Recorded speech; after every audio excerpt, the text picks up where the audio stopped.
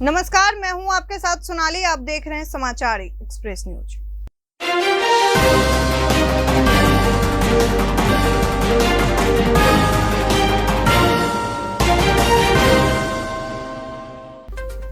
UP विधानसभा चुनावों की तैयारी में जुटी सभी राजनीतिक पार्टियों ने अपनी कार्रवाई तेज कर दी। इस क्रम में समाजवादी पार्टी के राष्ट्रीय अध्यक्ष अखिलेश यादव एक बार फिर साइकिल की सवारी करने जा रहे हैं। इस बार लखनऊ से इसका आगाज होगा। समाजवादी पार्टी के राष्ट्रीय अध्यक्ष अखिलेश यादव 5 अगस्त को लखनऊ में साइकिल यात्रा निकालेंगे। वह 6 प्रमुख मुद्दों को लेकर साइकिल चलाएंगे। इनमें महंगाई, किसान, बेरोजगार, आरक्षण, भ्रष्टाचार और आजम खान पर कार्रवाई प्रमुख मुद्दा रहेंगे। इस बीच अखिलेश यादव ने मंगलवार को 2 ट्वीट कर बीजेपी सरकार पर हमला बोला। उन्होंने पेगासस मामले में ट्वीट किया, सबका विश्वास का नारा देने वाले सब पर शक कर रहे। जासूसी नकारात्मक राजनीति का कुरूप रूप है। वहीं प्राइमरी भर्ती में प्रदर्शन को लेकर अखिलेश ने लिखा है, प्राइमरी में भर्ती की मांग कर रहे छात्रों को जिस तरह भाजपा सरकार की पुलिस ने सड़क पर घसीटा व गिरफ्तार किया है, वो बेहद निंदनीय है। अगर ईमानदार जांच हो जाए तो यूपी की भाजपा सरकार के 4 लाख नौकरियों का दावा झूठा साबित होगा, पर युवाओं पर 4 लाख लाठियां बरसाने का तथ्य सच्चा निकलेगा। उत्तर प्रदेश की राजधानी लखनऊ में मुहर्रम में पुलिस प्रशासन की तैयारियों और मुस्लिम समुदाय से त्योहार से पहले जारी दिशा निर्देश को लेकर यूपी डीजीपी की तरफ से जारी हुए सर्कुलर में भाषा पर ऐतराज जताते हुए शिया समुदाय के तमाम धर्मगुरु पिछले कई दिनों से इसका विरोध कर रहे हैं। शिया समुदाय के वरिष्ठ धर्मगुरु मौलाना कल्बे जावद, मौलाना यासूब अब्बास, सैफ अब्बास, सिप्टैन नूरी सभी लोग इस पत्र की भाषा पर आपत्ति जताई। उन्होंने सीधे तौर पर पत्र जारी करने वाले अब डीजीपी से माफी मांगने की बात कही है। वसीम रिजवी ने अपना बयान जारी करते हुए कहा कि ये अति गोपनीय पत्र वायरल हुआ है, जिसके लिए ये मौलाना ही जिम्मेदार और दोषी है। वसीम ने कहा कि ये मौलाना ही दंगा भड़काने की साजिश कर रहे हैं। वह कहते हैं कि पुलिस मुखिया का अति गोपनीय पत्र वायरल हुआ, जो मुहर्रम शुरू होने से पहले कुछ मौलानाओं और संगठनों द्वारा दंगा भड़काने की कोशिश नजर आती है। उन्होंने कहा कि मौलाना शिया संप्रदाय के जज्बातों को भड़का कर कोई बड़ी घटना घटित करना चाहते हैं, ताकि इसकी जिम्मेदारी सरकार पर बने। वसीम रिजवी ने कहा कि आने वाले दिनों में अगर उत्तर प्रदेश में कोई छोटी या बड़ी घटना घटित है तो उसके जिम्मेदार यह मौलाना ही होंगे और उस घटना में हुए नुकसान की भरपाई भी इन मौलानाओं से ही करवाई जानी चाहिए। उत्तर प्रदेश में 2022 में होने वाले विधानसभा चुनाव को लेकर सियासी हलचल तेज हो गई। सोमवार को देश के 2 वरिष्ठ राजनेताओं ने एक दूसरे से मुलाकात की। आरजेडी के अध्यक्ष लालू प्रसाद यादव ने अपने राजनीतिक साथी और रिश्तेदार उत्तर प्रदेश के पूर्व मुख्यमंत्री और समाजवादी पार्टी के संस्थापक मुलायम सिंह यादव से दिल्ली में मुलाकात की। इस दौरान मुलायम के पुत्र और उत्तर प्रदेश के पूर्व सीएम अखिलेश यादव भी मौजूद थे। यूपी के वरिष्ठ राजनीतिक विश्लेषक रतन मनी लाल ने बातचीत करते हुए बताया कि उत्तर प्रदेश में सपा अगले चुनाव में भाजपा के लिए सबसे बड़ी चुनौती बनने के लिए छोटे बड़े दलों को साथ लाने की कोशिश में जुट गई है। उधर राजद उत्तर प्रदेश में अपनी उपस्थिति बनाए हुए हैं और उससे तालमेल बनाए रखना सपा के लिए फायदेमंद ही होगा। रतन मनी लाल ने बताया कि मुलायम और लालू की मुलाकात का यही उद्देश्य लगता है। अगर चुनाव के लिए सपा द्वारा बसपा और कांग्रेस को दी गई सलाह का भी कोई असर होता है तो आने वाले 2022 के विधानसभा चुनाव में सपा को और मजबूती मिलेगी। बीते दिनों राष्ट्रीय जनता दल के अध्यक्ष लालू प्रसाद यादव से मिलने राष्ट्रवादी कांग्रेस पार्टी के सुप्रीमो शरद पवार, सपा महासचिव राम गोपाल यादव और कांग्रेस नेता अखिलेश प्रसाद सिंह पहुंचे।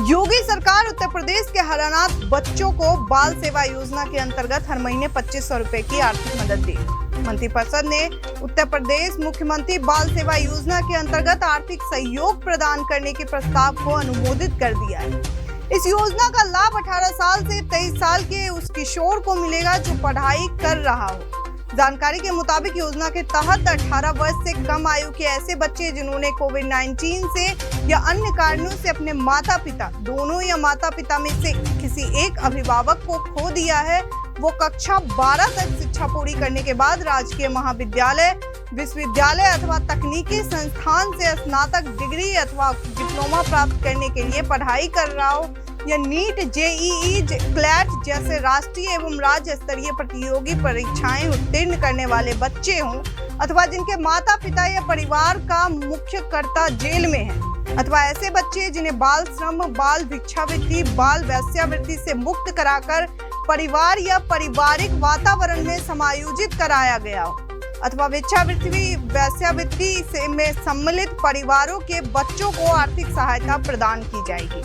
इस योजना का लाभ एक परिवार के अधिकतम 2 बच्चों को मिल सकेगा तथा 18 वर्ष की आयु पूरी करने के बाद कक्षा 12 तक शिक्षा पूरी करने के बाद भी राजकीय महाविद्यालय, विश्वविद्यालय अथवा तकनीकी संस्थान से स्नातक डिग्री अथवा डिप्लोमा प्राप्त करने जैसे राष्ट्रीय एवं राज्य स्तरीय प्रतियोगी परीक्षाएं उत्तीर्ण करने वाले मेधावी छात्रों को 23 वर्ष की आयु पूरी होने या स्नातक शिक्षा अथवा मान्यता प्राप्त तकनीकी संस्थान से डिप्लोमा प्राप्त करने में जो भी पहले हो तक इस योजना के अंतर्गत लाभ दिया जाए।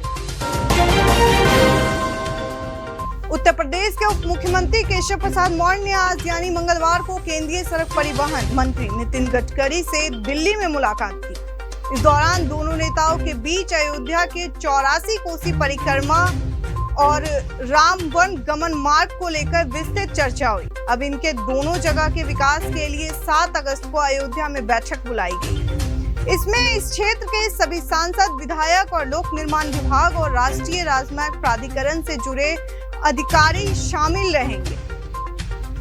केंद्रीय मंत्री नितिन गडकरी से मुलाकात के बाद केशव प्रसाद मौर्य ने बताया कि अयोध्या में 84 कोसी यात्रा और रामवन गमन मार्ग को लेकर चर्चा हुई, जबकि 7 अगस्त के दिन अयोध्या में इस क्षेत्र में आने वाले सभी सांसद, विधायक, राष्ट्रीय राजमार्ग प्राधिकरण के अधिकारी और प्रदेश लोक निर्माण विभाग के अधिकारी शामिल होंगे। इस दौरान 84 कोसी यात्रा और रामवन गमन मार्ग को लेकर एक अहम बैठक होगी।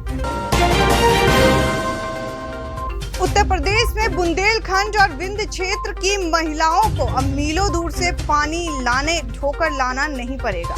प्रदेश के बड़े क्षेत्र को सरकार पेयजल के सबसे बड़े संकट से बहुत जल्द निजात दिलाने जा रही है।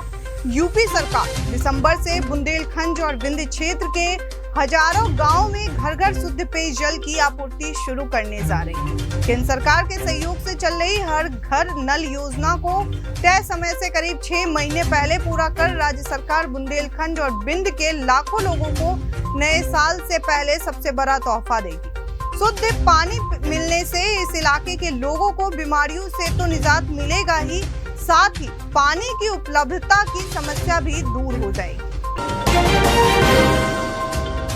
मुख्यमंत्री योगी आदित्यनाथ के लिए कुछ दिनों पहले समाजवादी पार्टी के राष्ट्रीय अध्यक्ष अखिलेश यादव ने उन्नाव में कहा था कि योगी जी को कंप्यूटर चलाना नहीं आता, उन्हें ठोकना आता है। अखिलेश यादव के इस बयान पर पलटवार करते हुए अब बीजेपी सांसद साक्षी महाराज ने उन्नाव में ही एक कार्यक्रम के दौरान विवादित बयान दे दिया। उन्होंने कहा कि अखिलेश यादव से कह दो कि योगी जी को ठोकना आता है, जरा बचकर रहें, कहीं उनका नंबर ना आ जाए।